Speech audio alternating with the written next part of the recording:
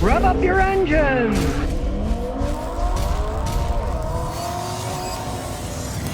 Now, here's something you might never thought of, especially if you didn't own an electric car, but if you get an electric car, the charging companies need to take care of drivers when their charger roasts the other person's car and knocks it out of commission. All they are is giant power supplies. Something goes wrong, they can fry the car.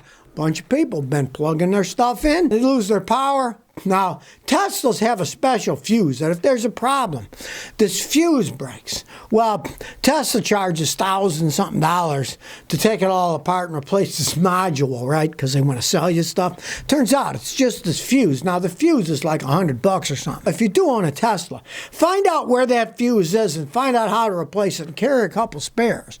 Because if you do plug into one of these machines and it pops the fuse, you'll be able to replace the fuse at least. Now, if you don't, you're going to tow it to a Tesla dealer, they're going to hit you for thousands, selling your module and all this crap. But these charging companies need to be responsible if their machines are breaking people's cars. The problem here is even double-fold. Let's say you got insurance, your car's damaged, right? Guess what your insurance company's going to say? Where did it happen? Well, it happened at this Electrify America charging station.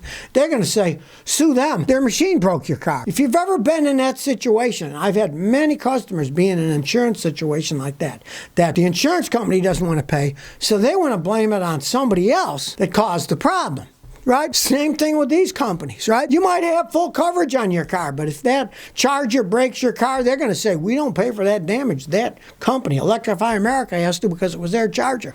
And there's a bunch of people in this situation now where neither side will pay. So the owner of the car, who just plugged his car and then it got broken, has to pay for all the repairs. Yet another reason not to buy an electric car as they stand today. Well, don't say I didn't tell you so, but I did. Now, many dealerships are starting to turn away electric vehicles from the manufacturer. They have too many unsold electric vehicles on their lots, and they're telling the manufacturers, don't send us any more until we sell the ones we have. Because, of course, the early people who always want new technology have bought the electric cars, so that thing's filled.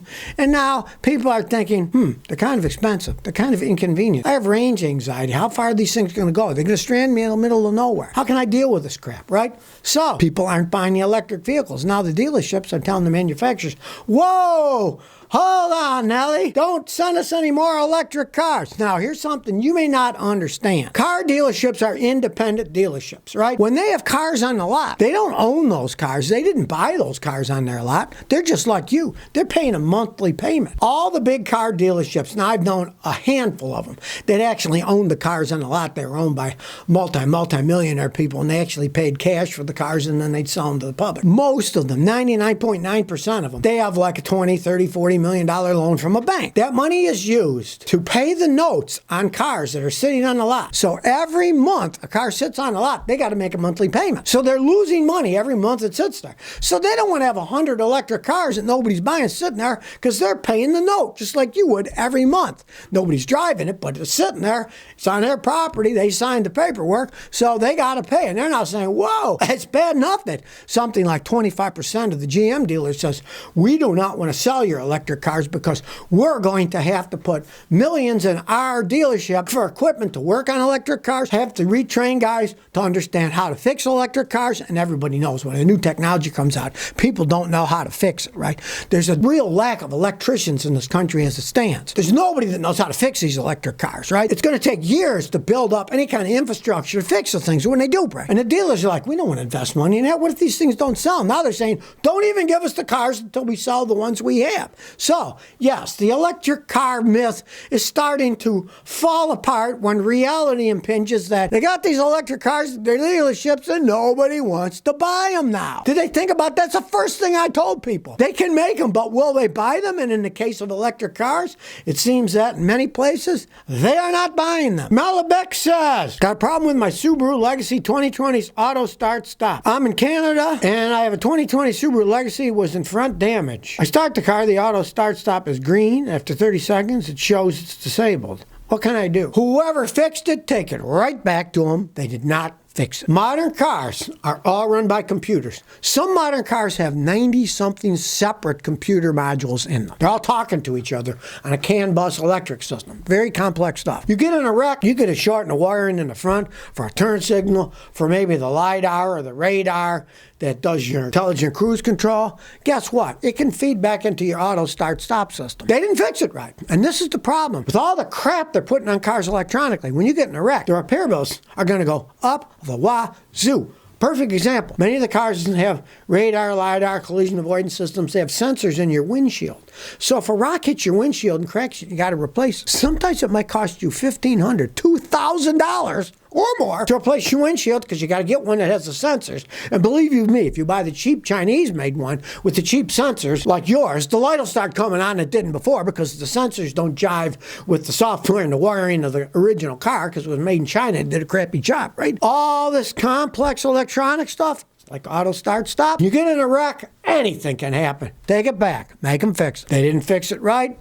And of course, you know what they're going to say. It was like that way when you brought it here. Don't blame us. Of course, you know it wasn't. It didn't do that until the wreck, right? Well, you're going to have to go back, start there, because I tell people today, if you get in a relatively big wreck, if you get any chance at all, have the car totaled, get the cash, and get another car. Because usually they will never fix them correctly again. And sometimes years later, it's all crunched, right? And the wire's rubbing. And then years later, the wire rubs through, the whole car goes out, and everybody's scratching their head, what could be wrong? What could be wrong? And then they don't remember. 3 years ago, it was in this big wreck, and they'd have to take the entire car apart and trace every stinking wire through every hole and nook and cranny to find out what shorted out and what went wrong. Mad Wing 11 says, what's an ideal selling price for my vehicle?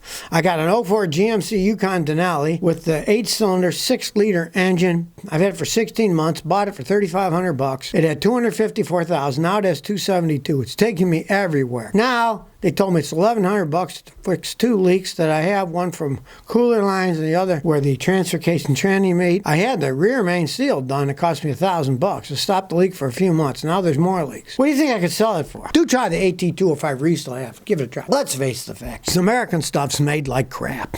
You bought something with 254,000. Now it is 272. Everything's going to go out soon, if not already. The transmission will start going out and then go out. But you only paid $3,500. Now, you did have to pay $1,000 for a leak that they fixed, and then 7 months later it's leaking again. I wouldn't put another penny in that vehicle. I would either put AT205 resale in it. If the leak slowed down a lot, I'd just keep driving it till the wheels fell off, or I'd just try to sell it for what you paid. You tell the people, look, I paid $3,500 for this. I put so much money into it. I'll sell it to you what I bought it for. And if anybody wants to buy it, anybody with a brain knows the new Denali costs like $90,000 or more. What do you think you're going to get for $3,500? Something that you're going to have to fix all the time. That's what I would sell it for, and I would get rid of it. Or I would just drive it until the wheel falls off, put AT205 in the engine and the transmission to try to stop the leaks, and then just drive it and add fluid if it continues to leak until something major went, and then just junk the stupid thing. J77 says, should I buy a Honda Ridgeline? I don't do any towing or hauling, and I'm in Canada. I want the 4-wheel drive. I'm looking at used Tacomas, but the price are so I'm looking at Ridgelines. The only reason Honda built them was because they said, we want to build a pickup that a person who owns a Honda car can buy, so he'll have all Hondas in his driveway. They're V6 engines. They're excellent pickups. They're not competing with anybody.